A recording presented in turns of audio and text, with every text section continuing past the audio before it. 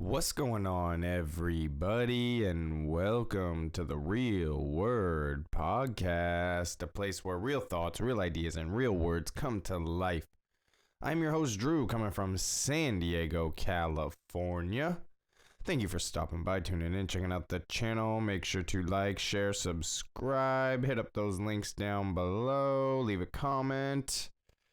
And now we can get into the episode. It just turned 6 o'clock in the morning. It is September 11th, 2020. Welcome in. Friday, the end of the work week. If you're working, if you work a regular job. And if you have the weekend off, then, welcome towards the end of the work week. What is going on today? Well, it's a pretty big day. 19 years since September 11th attack on the Twin Towers. Along with there was like 3 other plane crashes or crashes that day. The Pentagon, 9/11, or the Twin Towers, the Pentagon, and then I believe there was a Camp David one as well, where a plane or something went down. We'll get into kind of all of my thoughts dealing with 9/11 coming up in just a little bit. I'll read. No, I won't read an article because there's going to be a mainstream bias, and I'll just give my personal thoughts on it. Me and Zach were not able to get a 9/11 episode done for the No World Order podcast. So that's why I'm just going to kind of give just a little bit of my thoughts, just a brief little, I don't know, just thoughts, I guess. Kind of the importance of it for me and what it kind of led to.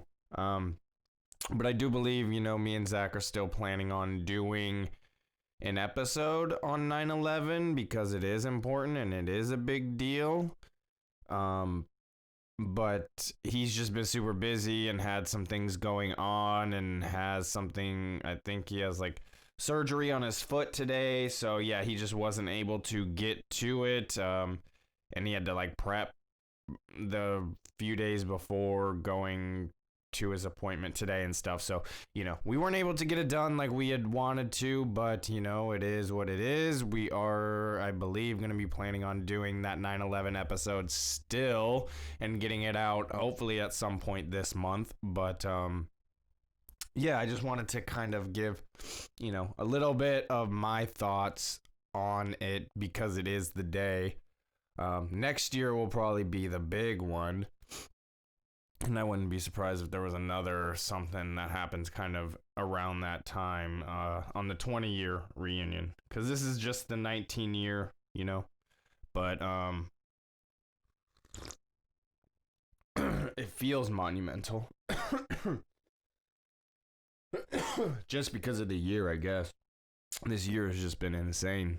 But yeah, we're going to talk a little bit, give my thoughts about 9/11 and that whole situation and kind of how it led me to where I'm actually at today. We're gonna talk a little bit about the Padres. Obviously, they're on like a 5-game win streak, so shout out to the Padres. We're gonna just get into a little bit of that. We're gonna talk about that Netflix thing going on with Cuties, man, and that whole thing, and just how interesting it is how kind of calling out against sexualizing children and exploiting children like this is now considered to be a right-wing QAnon conspiracy theory. And it's like, and then we kind of see it like with the, I believe it was SB 145. I believe that's what it was. Don't quote me on the exact number of that. But that was like basically the sexual assault thing in California where a 24-year-old or whatever, like a 19-year-old, like a 24-year-old can have sex with a willing 14-year-old and not be put on a sexual predator list or whatever. So this shit's crazy, man. And then, you have this going on with cuties and Netflix and kind of the normalization almost of pedophilia or, sexualizing children and stuff. And it's just awful, man. It's really disturbing, and it's like, I don't want to watch it. I don't want to see it. And it's like, a lot of people are like posting the trailer to be, or like posting little clips to be like, hey, this needs taken down, cancel Netflix, all this stuff. And it's like, dude, you guys are still participating in it though by like spreading it and showing it. And it's like, I don't understand it. It's like, if you're not cool with it, just cancel your subscription. Tell people to cancel their subscription, boycott, whatever. Do it that way. Don't be spreading this stuff, though, man. Like, that's just gross. Like, I don't want to see, like, little girls, like, twerking and dancing like that, man. And that's what the whole movie's like. Like, I don't know what the whole movie's about, but, the fact that they're able to, like, film, from what I'm hearing, film some of these scenes is, like, how is that okay? How is that legal? Like, what is going on? It's so gross, man. And so we're going to talk a little bit about that. And we'll talk a little bit about UFC. Dustin Poirier kind of, he was supposed to be having a fight against Tony Ferguson coming up, I believe, next month. But it's not happening now, so we'll kind of read why that's not happening. We'll get into a little bit of that. But before anything, let's get into a little snap here. Get a little snap, and then we'll grind up a little bit more. And get on with the morning. So what else has been going on? That's right. Needed to give a little update. So I still haven't been able to get the audio only episode up from Tuesday, but I'll do that today. I wasn't able to do Cult of Gaming. I've been still having a lot of internet problems and Wi-Fi connection. And when I look online, it shows like it's kind of down all over the country. I don't know. I asked people around, this area, some friends here or there, and they saw some slowdown like a week ago or so, but now they say it's been fine, and maybe it's been coming in and out here or there. But I've been having problems all day. It just keeps like cutting in and out all day, and it's really frustrating. I don't really know what to do. This is going on the second, almost like probably 2.5 weeks that it's been this shoddy and this messed up, and I don't know what to do about it, but it's like really hindering kind of my operations throughout the day, so it's kind of really frustrating. And it just sucks, but it is what it is. I just gotta kind of adjust and just keep it moving, keep it going forward. I guess that's all I can do. Let's get into this snap. This was the Hercules from Ronin. And that's what I have in here as well. And I'm going to grind up a little bit more of. So yeah, let's get into it. Cheers.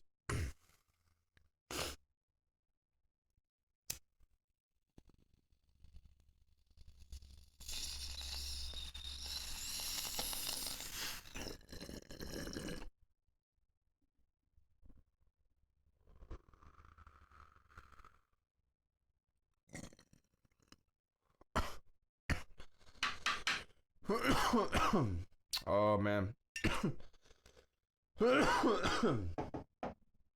So another thing I posted yesterday on my Instagram, it's getting closer to October, so that means it's getting closer to Sober October, and I put it out there on Instagram that I'm definitely gonna be taking that break again, and it was really easy for me last time.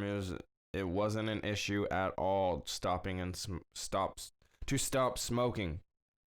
Get it out.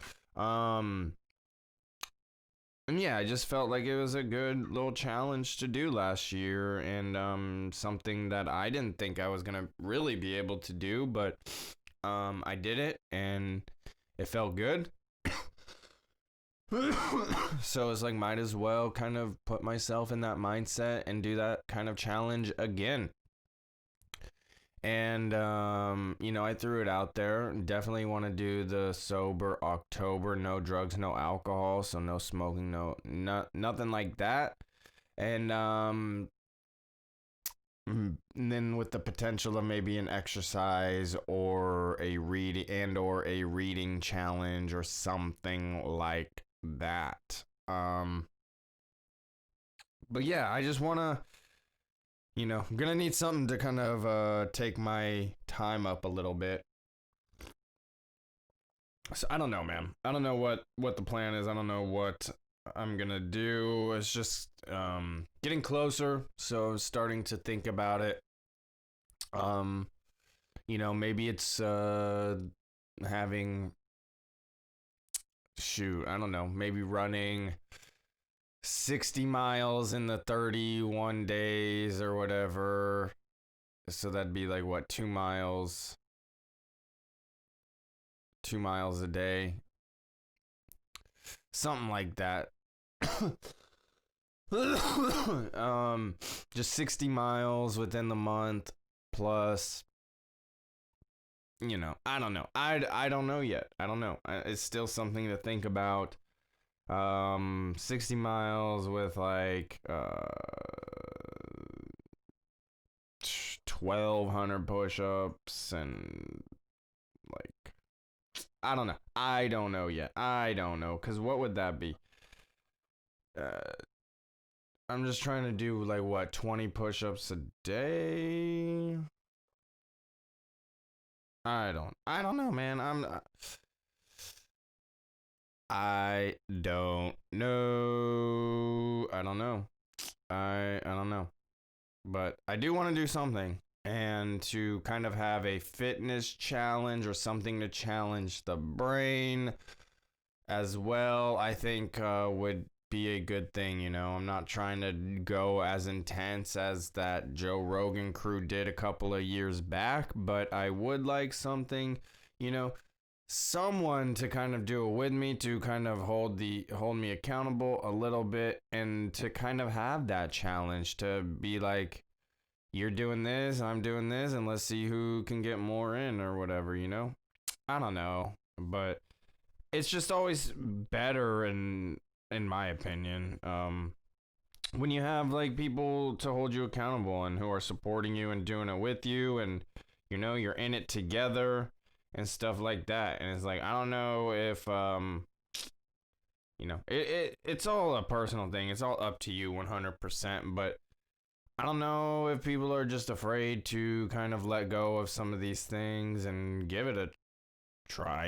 I don't know, because I haven't really gotten any responses from people wanting to commit 100% to it. So it is what it is, but it's not for everybody else. It's for me. So, and I'm just saying, it would be cool to kind of have somebody to be in it with me, and kind of have that struggle together. But in my opinion, it wasn't even a struggle last year. So, it is what it is. I had a little bit left of this ground up here, so let's get into this, and we'll start getting into all of it that I had to talk about.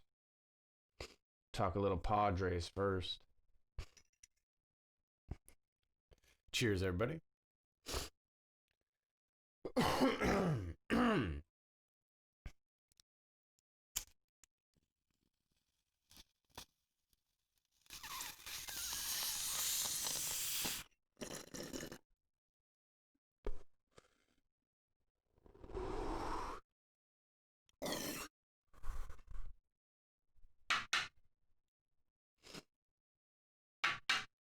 Oh yeah. Before we get into it, man, I keep going off on these other topics. It's good though because these are things that I've wanted to talk about, but I kind of spaced out on writing down. Um, yesterday, man, I woke up with a heaviness on me. Um, just woke up feeling really low, really down. Um, and it's been creeping up.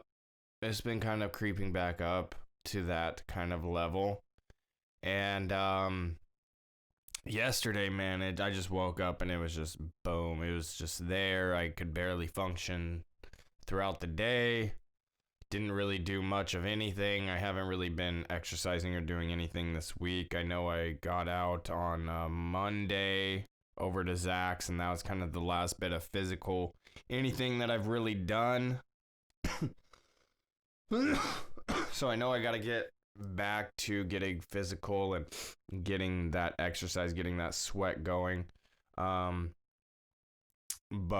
yeah, I just woke up with a real heaviness yesterday and didn't quite know what it was. I mean, I do. It's like everything going on and it just, nothing really seems to change no matter how much I try to make these changes, like whether it's me going to therapy and all of that, and reading, listening to music, like learning, educating myself, trying to distract myself with comedy, exercise. Like I'm trying to do so many different things to help myself get better, but things just kind of stay the same. I don't get any recognition ever for the positive steps I do make. It's just then when I slip, that's when the negativity comes. Oh my gosh, you never changed all this. Well, I was just making all this progress for like 3, 4, 5 weeks.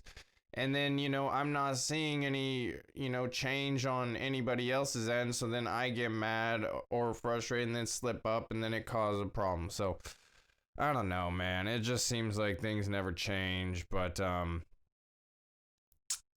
so I guess I just woke up feeling that, but I don't know. It was just like a real heaviness, and I just started thinking like really dark thoughts and all of that. It was like really heavy, and then I go online and like later in the day, and I kind of see that it was like National Suicide Awareness Day or something like that, Suicide Prevention Awareness Day, something like that. And I was like, okay, maybe that makes sense. Maybe I'm just feeling kind of the weight of everybody's heaviness put out into the energies, because I don't know. I feel like I can pick up on other people's energies that way. I feel like other people's energies can really affect me. And what is that, like an empath or something? I don't know if that's, been proven for me or not, but I feel like I really am affected by other people's energies and emotions when it comes to that kind of stuff. So I woke up with this extreme heaviness, and, it was reflected throughout the day, just, with it being that day, and just really interesting. And today, that heaviness is gone. I still have some of these same thoughts. Things haven't changed, but that heaviness, that weight on me is like gone a little bit today. So strange, pretty strange stuff. Like I said, I woke up that morning and yesterday and had no idea that it was that day or anything like that. I just had this extreme heaviness on me, man. And then, later on, I found out that it was that day.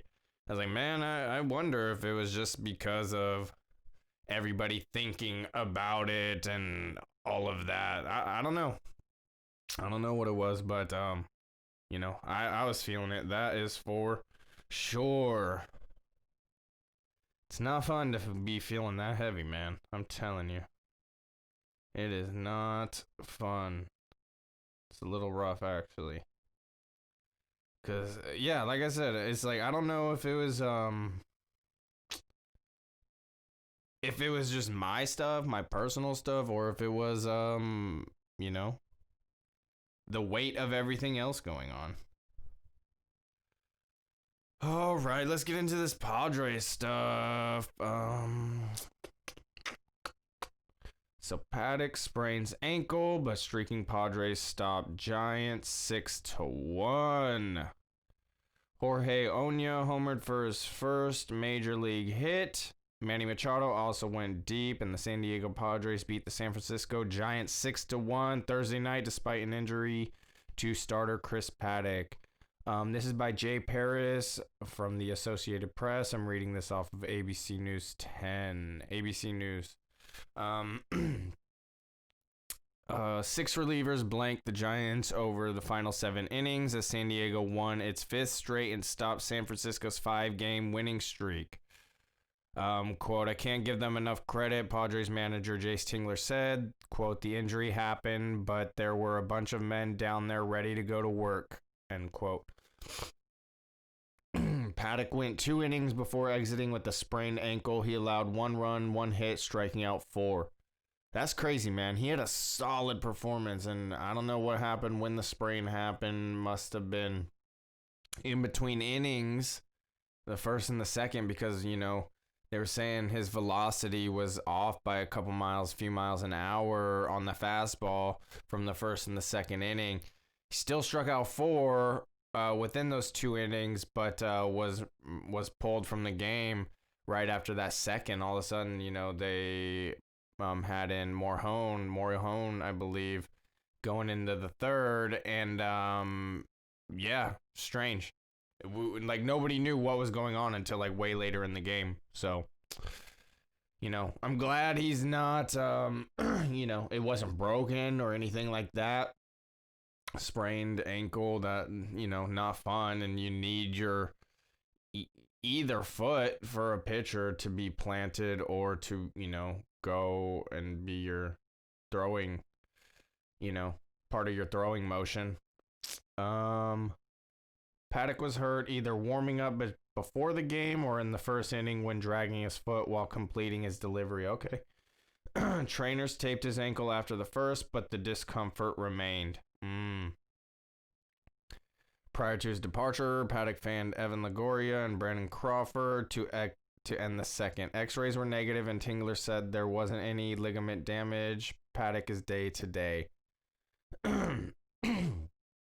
Quote, it's a shame because I thought the way he threw the ball in the first that he was on to something special, Tingler said, but he went out for the second, and obviously it wasn't getting any better. Hopefully we caught a break by catching it early. That's so true. It's like, good thing they were on it. He was honest with them, and he wasn't just trying to fight through it.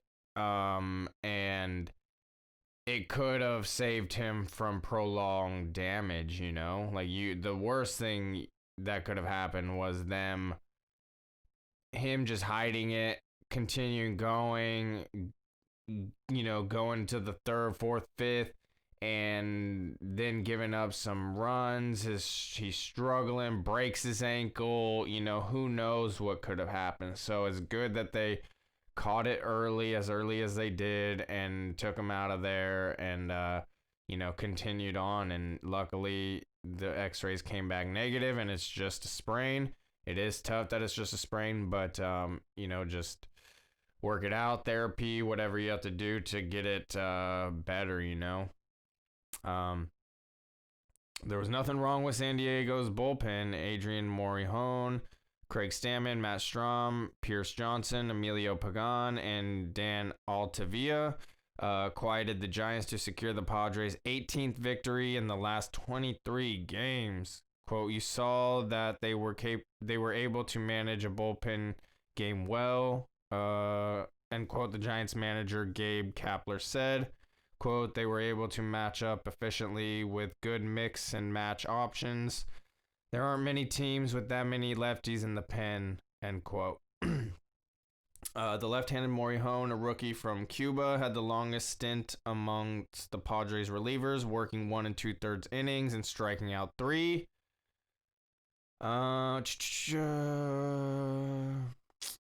Yeah, Oña's homer in the 4th pushed Padres ahead 5-1. Quote, that one came off the bat hard. Tingler said, quote, we know the power is there. Machado's 10th of the season, all at Petco Park, made it 4-1 in the third.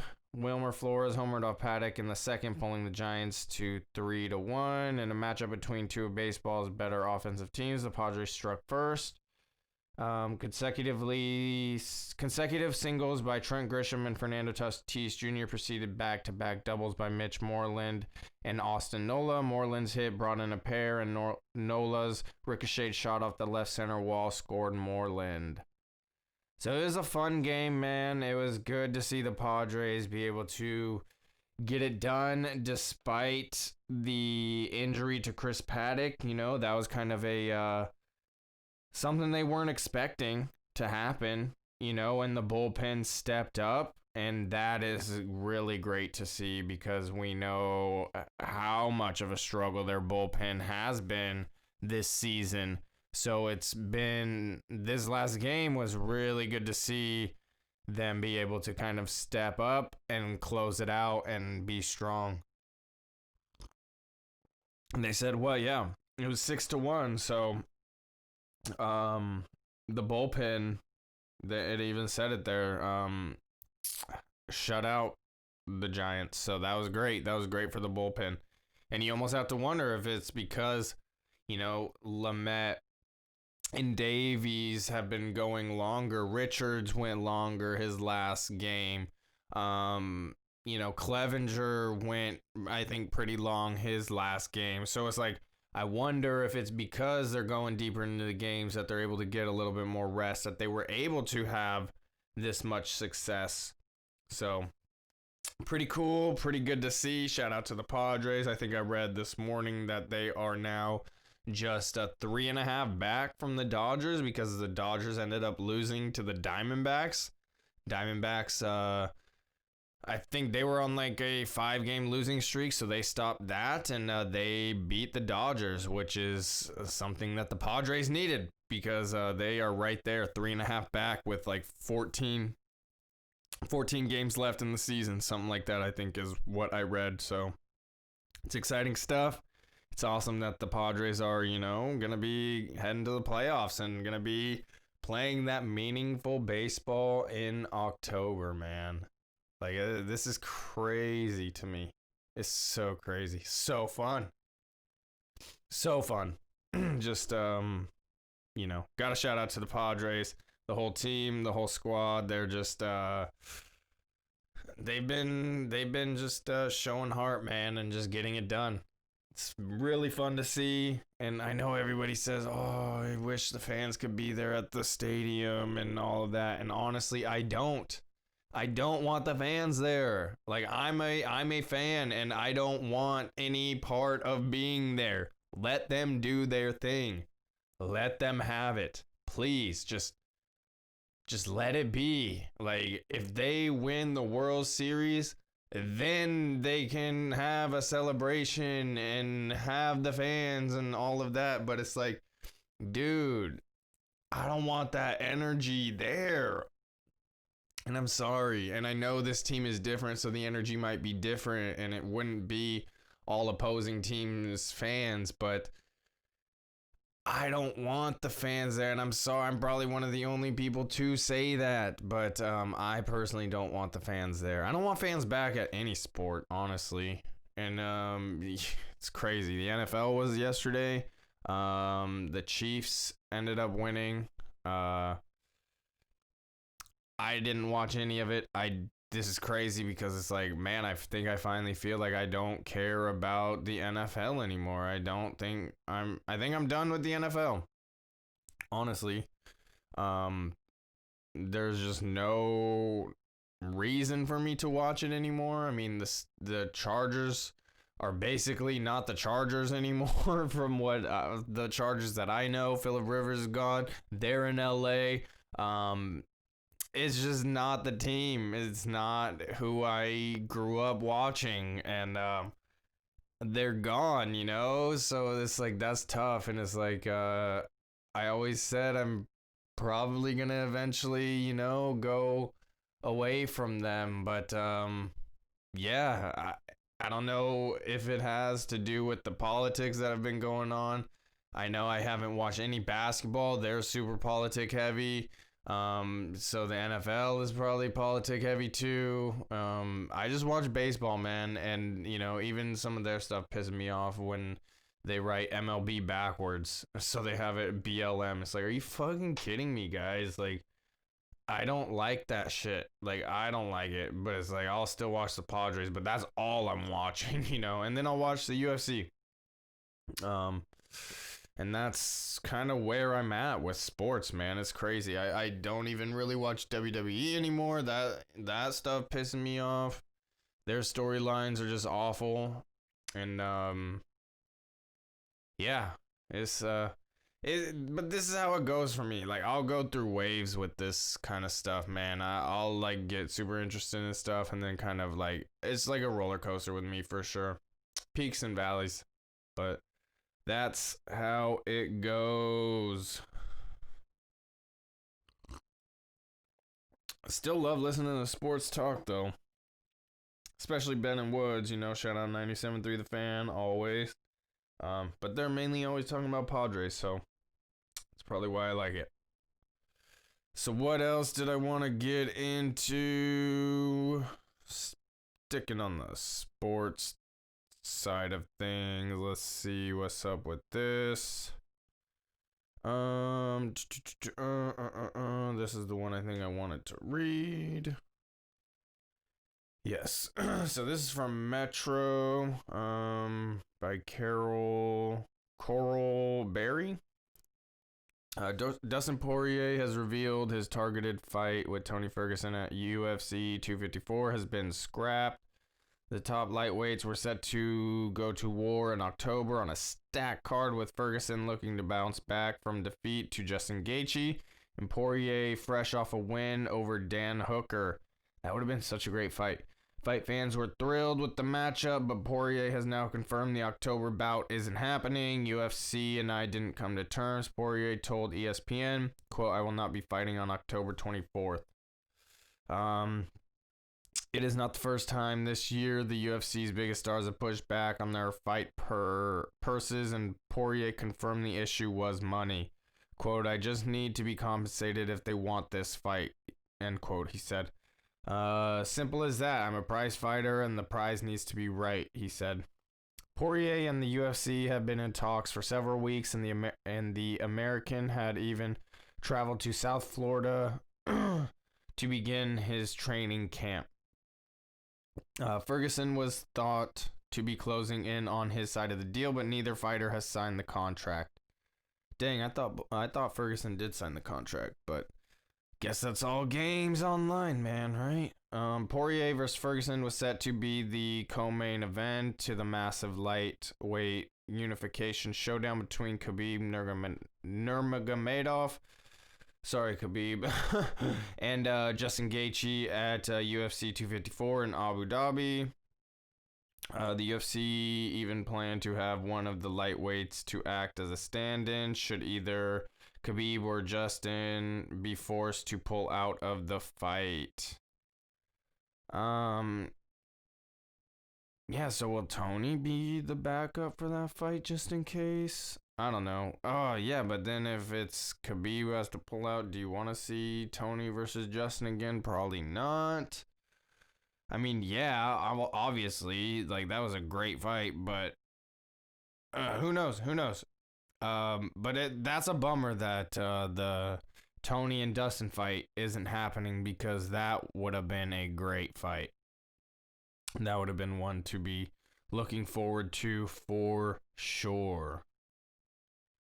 So that's a bummer. I know there's a card happening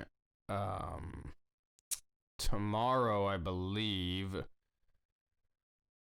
Yeah, the main event, I believe, is Angela Hill versus Claudia Gadelha. Probably butchered that name a little bit. Or no. Sorry, that was her last fight. So it's Angela Hill versus Michelle Waterson. That's who it is. That's right. That is right. in the main event, Saturday's UFC Fight Night inside the promotion's Apex facility in Las Vegas. Many felt Hill should have won her last bout, which would have put her on a 4-fight win streak. That result still stings, she said, but it has made her better. Yeah, I like both of those fighters. Like Michelle Waterson, I believe that's the karate hottie, I believe. And then Angela Hill, I've been paying attention to her last handful of fights for sure. And from my understanding, yeah, I thought she won that her last fight as well, but yeah, she got the loss. From what I remember, I think it was a split decision loss. I could be off on that a little bit, but yeah, she's been making a name for herself for sure. I've been definitely seeing her name pop up quite a bit over the last year or so, I want to say. Maybe 6, 7, 8 months, somewhere around there. I've been definitely seeing Angela Hill's name pop up. She's been pretty active, I think, over this like quarantine. I think she maybe had like 2 or 3 fights. So, staying active with it. So yeah, I wanted to talk about this cuties thing, man. So Fear's Netflix viewers demand the site pulls cuties after fierce backlash. French film Cuties, which is now on Netflix, shows an 11-year-old girl in a dance group that wear bra tops and hot pants and dance suggestively. This is by Molly Pike. This is from The Mirror. The French film shows an 11-year-old girl in a dance group exploring the idea of young girls imitating sexualized imagery without understanding what it means and how dangerous this can be. Trailers for the film show the little girl and her friends dance suggestively in bra tops and tiny hot pants. The hashtag cancel Netflix was trending on Twitter on Friday as the site's users urged them to remove the film. According to IMDb, scenes include a child actor showing her underwear, children twerking and slapping each other on the bottom. Oh my god, dude, this is gross. Another warning reads, quote, an adult dancer shows her breasts at the end of a dance video that 2 children characters are watching on a phone, end quote. As of this morning, over 359,000 people have signed a change.org petition to get it cut. One person tweeted at Netflix, completely unacceptable for you to allow something like this in your library. Fuck you. Hashtag cancel Netflix. Another one at Netflix, you are disgusting. Cancel Cuties. Hashtag save our children. Another one said, a clip of Cuties came up on my timeline and I feel like vomiting and I am currently holding back tears. Another one agreed, quote, it's past time to send the message loud and clear to entertainment corporations. If they sexually exploit children, we're done. No business, period. There was already backlash about the film, which is called Migonnes. In French after trailers were released, but Netflix still decided to launch it as planned. But the streaming giant apologized on Twitter and scrapped a poster of the young cast posing suggestively. Quote, we're deeply sorry for the inappropriate artwork that we used for Cuties, the tweet read. That's so unacceptable, man. That is truly unacceptable. It's disgusting. And like I was saying earlier, like, how is it even legal for them to film this? Maybe because it's French, maybe they operate under different rules, man. But for Netflix to then adopt it and kind of stream it, that just seems gross, man. And it's like, in the midst of this Save the Children surge and all of that, like this awareness to pedophilia, the sex trafficking stuff that's been going on, all the operations that have been happening throughout the country dealing with missing children, and then you're gonna go and show this and stream this? It's crazy. And it's like Sam Tripoli has been saying this for a while now too, where it's like, they will pull Brian Callen and Chris D'Elia for stuff that has been not proven, and no true uh, base for these allegations to stand on, and they will pull their new show and kind of distance themselves from, I'm just using Chris D'Elia and Brian Callen as an example because they're the some of the latest ones. But then Netflix will go and do this. And it's like, this is just crazy, man. It's so gross. It's really gross. Yeah, man.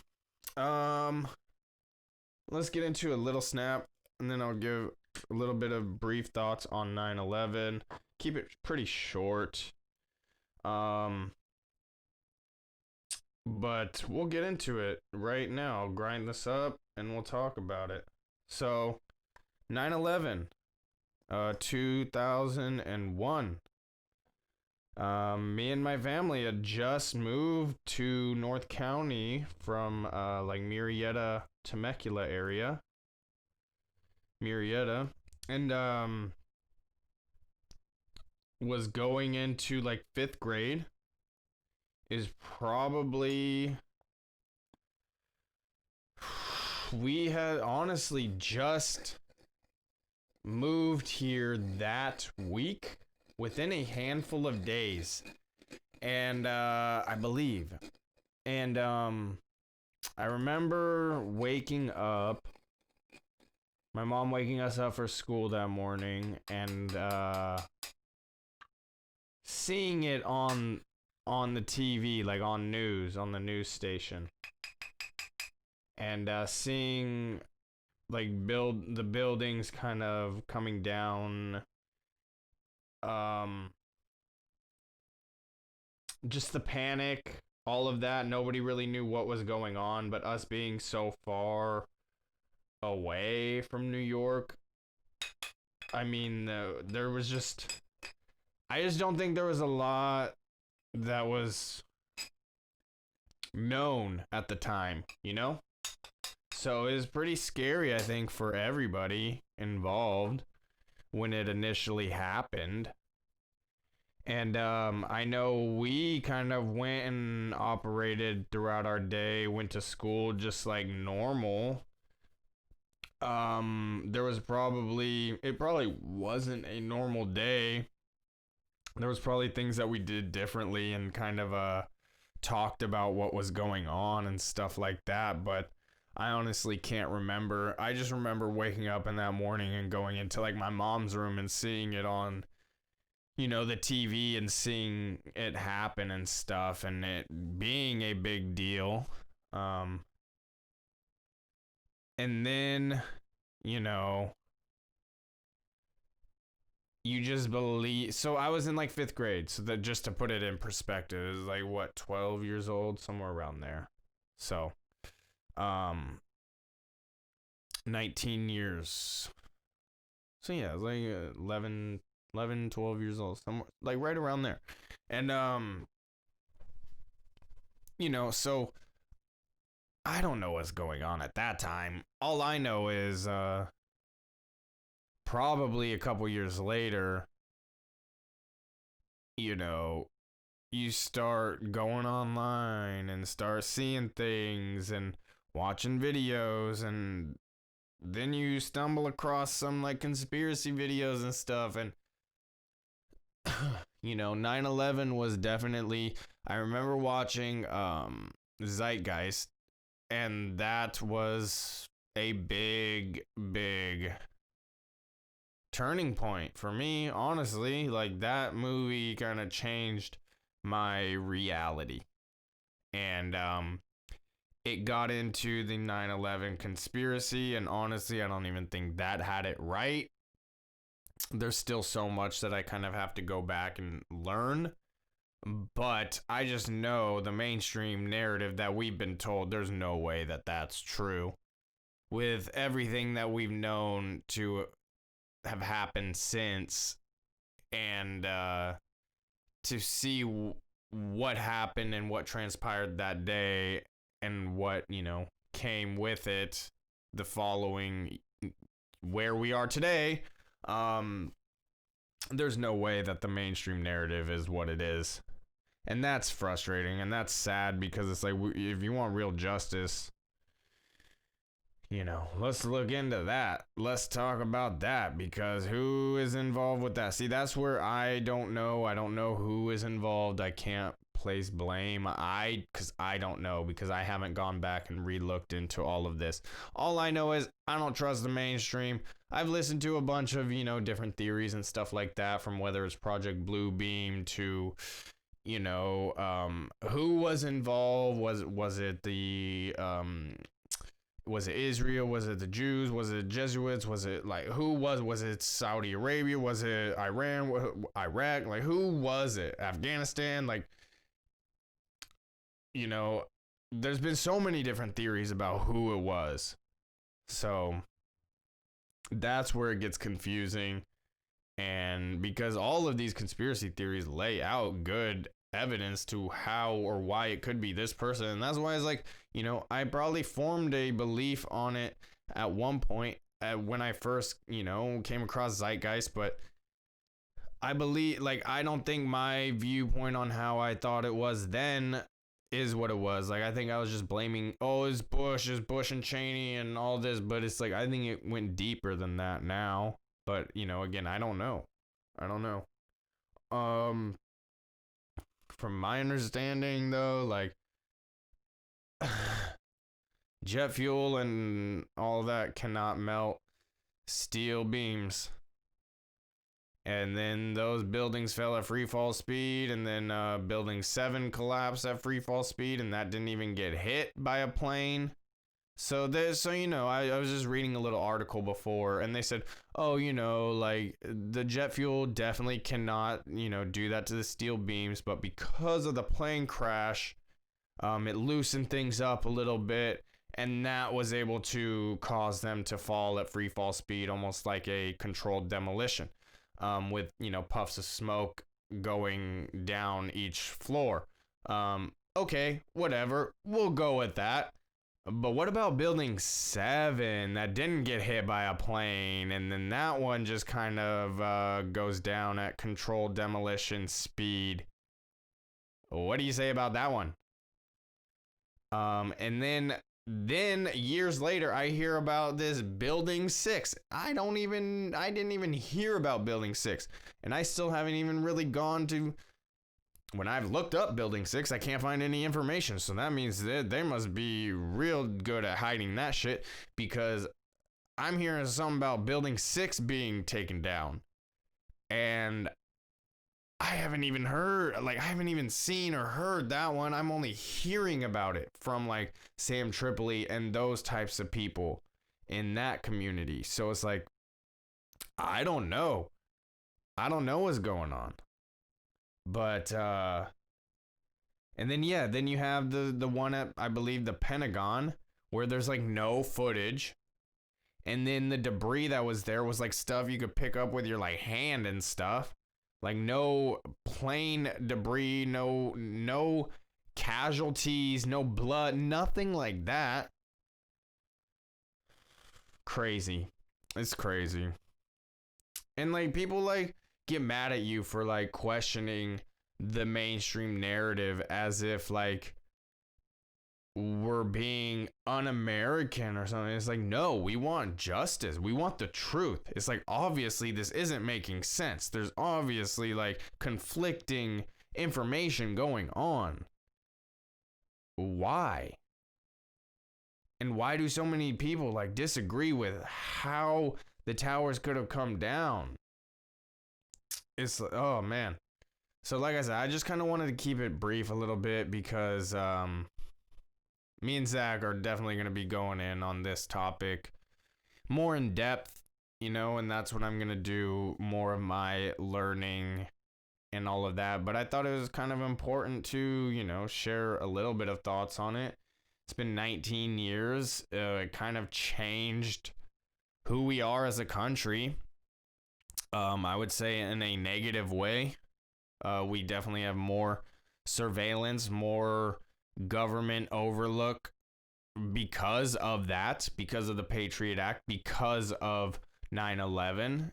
And I believe, Joe Biden was kind of involved with part of that bill or whatever, that Patriot Act. So, I would say we're in a worse place because of it.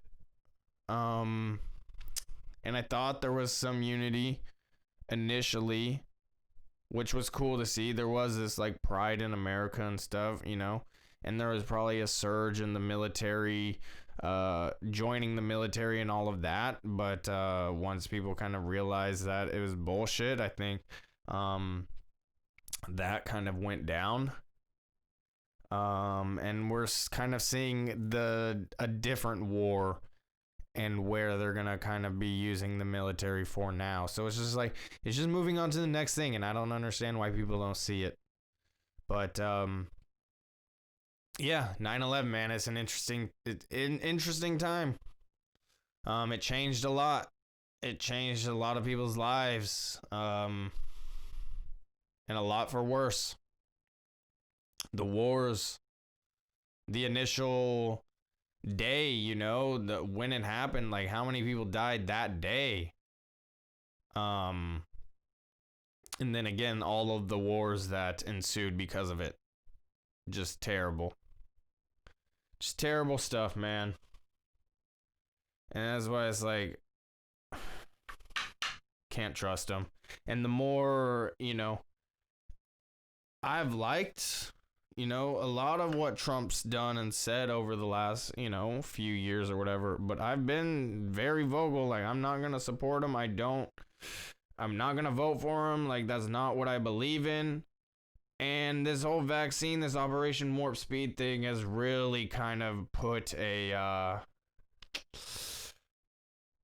pin in it for me, man. Like, I really don't like it. I really don't like it.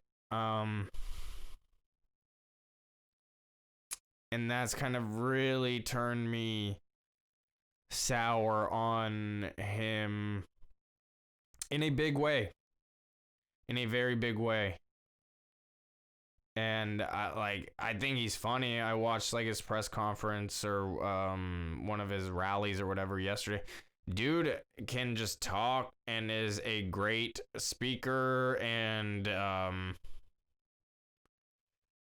it's cool. It's like he's there pointing at people and all of that and giving them the that, and so it's cool. Like it seems like he's personal and like connecting with the people and all of that, and that's cool. But I just don't like this Operation Warp Speed, especially when he's been critical of vaccines for a lot. Like from I think what I remember going over from at least 2007, could have been earlier than that. But he has gone on record saying like vaccines cause autism and all of that. And now he's like accusing the left of being anti-vaxxers. And it's just like, and then he wants to rush the creation of the vaccine and, skip all these trial periods and all. So it's like, and then have the military mobilize. I don't like any part of it, man. I don't like any sound of it. And I'm going to call it out. I'm going to keep being vocal on it, I have to. Because, I've gotten a lot of, oh, you're Trump, you're Q person and all. And it's like, no, dude, I think for myself, man. Like, I don't just follow. Like, I don't. I really try and be educated myself and find information myself and find the truth myself. So, it is what it is. Let's get into this last nap and I'll get on out of here. Cheers.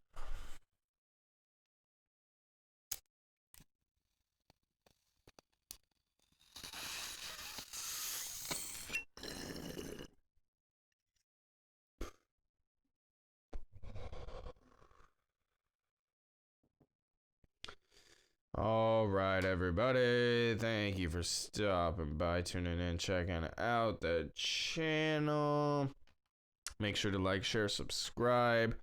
Go check out at _No World Order podcast on Instagram. Check out all those IGTV episodes. I do got to get the audio uploaded here today on the YouTube.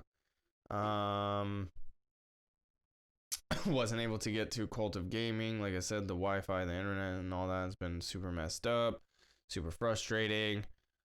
It's been even hard to watch anything on any YouTube, play any sort of game, anything. It's been tough, but this was going on right now. Just got to deal with it. But yeah, that's all I got. I appreciate you. I will be back on Monday. I should be back on Monday. Let's get it going. And until then, everybody, peace.